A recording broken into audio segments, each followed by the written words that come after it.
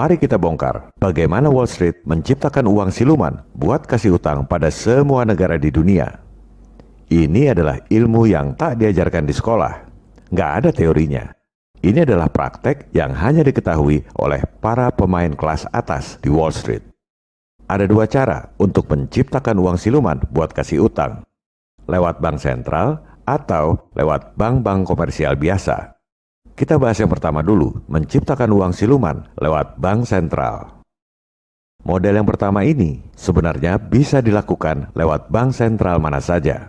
Di sini kita gunakan contoh bank sentral yang paling berpengaruh di dunia, Federal Reserve Bank, disingkat Fed. Begitu juga pelakunya, para elit keuangan. Sebenarnya bukan cuma di Wall Street, bisa di Eropa, di Jepang, di Cina, dan lain-lain. Di sini kita ambil contoh distrik keuangan yang paling berpengaruh di dunia, Wall Street.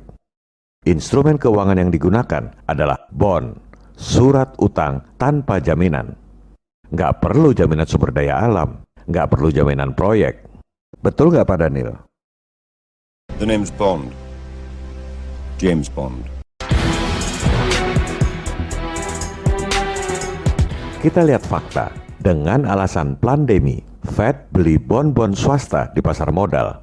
Contoh berita di Bloomberg, Fed bahkan akan terus beli bon meski kondisi ekonomi sudah membaik. Fed hanya beli bon yang mereka mau, milik konco. Kalau Anda bikin bon, Fed nggak bakal mau beli. Kita ambil contoh jumlah utang selama periode Pak Jokowi, 126 miliar dolar atau sekitar 1.700 triliun selama 6,5 tahun terakhir. Dengan model yang akan kita bahas ini, jangankan 6,5 tahun, sehari pun mereka bisa kasih itu utang 1.700 triliun. Begini caranya. Para elit mendengar rencana Indonesia mau terbitkan bon 1.700 triliun rupiah. Bentuknya SUN, surat utang negara. Bunganya katakan 4,25%. Mereka tinggal colek Fed. Bos, Bu Sri Mulyani butuh duit 1.700 triliun tuh. Saya mau borong SUN-nya. Saya terbitkan bon 1.700 triliun ya. Tentu dalam dolar, 126 miliar dolar. Kita rupiahkan supaya mudah dipahami awam. Sebagai bankir, Fed berhitung risiko. Sumber pembayarannya nanti dari mana? Oh, dari SUN. Ada menteri terbaik dunia. Pasti dibayar. Risiko 0. Oke bos, laksanakan. Maka, langkah pertama, Wall Street terbitkan bon 1.700 triliun rupiah ke pasar. Bunganya dibikin sangat rendah, misalnya 1,25%. Nggak ada orang mau beli bon swasta dengan yield serendah itu, kecuali Fed.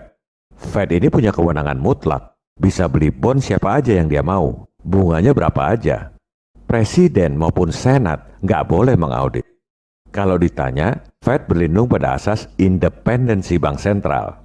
Maka bon swasta itu dibeli semua oleh Fed. Nggak perlu persetujuan presiden, nggak perlu persetujuan Senat atau DPR.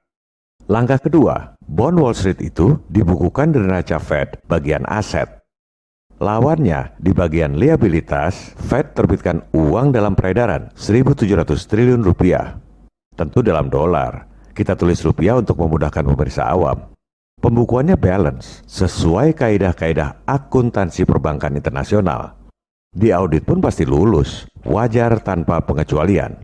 Ini bukan konspirasi, tapi sistem yang diterima oleh semua bank dan semua auditor top di dunia.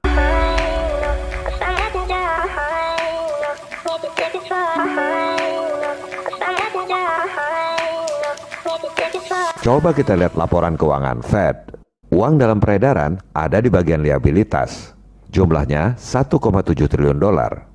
Lawannya di bagian aset apa? Apa yang jadi dasar atau jaminan buat terbitkan uang 1,7 triliun dolar?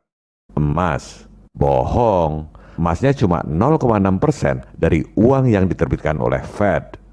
Jadi apa dasar untuk menerbitkan uang 1,7 triliun dolar itu yang dipuja-puji sebagai mata uang terkuat di dunia? Apa dasarnya? Lihat aja aset yang paling besar apa? Treasury Securities. 2,4 triliun dolar. Namanya doang keren, Treasury Securities, surat berharga.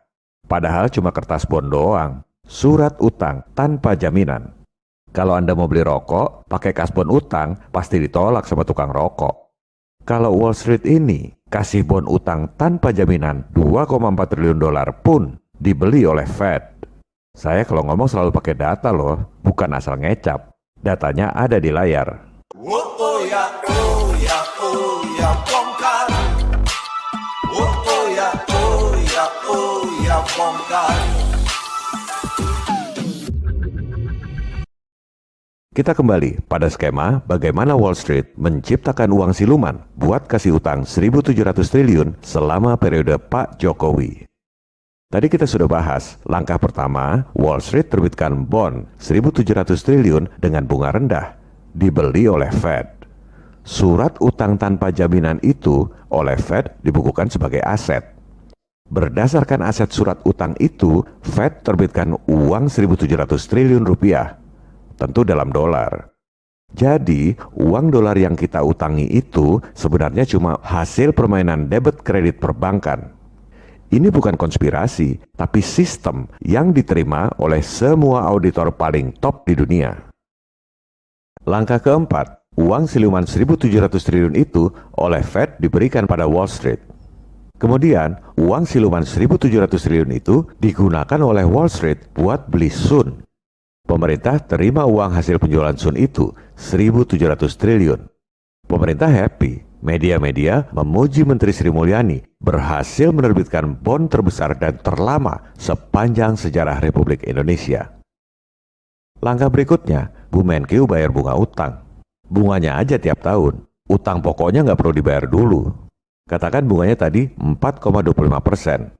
Jadi, Bu Menkyu bayar 72,2 triliun rupiah setiap tahun. Wall Street terima bunga 4,25% itu. Yang 1,25% back to back dibayar ke Fed. Fed happy dong, terima pembayaran bunga dari Wall Street 21,2 triliun rupiah setiap tahun. Modal dengkul. Wall Street pegang marginnya. Selisih antara 4,25% yang dibayar oleh Bu Menkyu dikurangi 1,25% biaya bunga ke Fed. Wall Street dapat margin 3%, 51 triliun rupiah setiap tahun. Modal dengkul. Skema ini semuanya wajar tanpa pengecualian menurut auditor paling top di dunia. Melihat begini, berarti siapa yang pintar dan siapa yang bodoh? Padahal itu cuma ilustrasi, bayar bunga 72,2 triliun per tahun. Kenyataannya, kita harus bayar bunga utang 373 triliun rupiah setiap tahun. Mohon Bapak Ibu anggota Dewan yang terhormat bertanya pada hati nurani, pantas nggak rakyat dipajaki tinggi buat bayar bunga utang 373 triliun tiap tahun? Padahal itu utang siluman.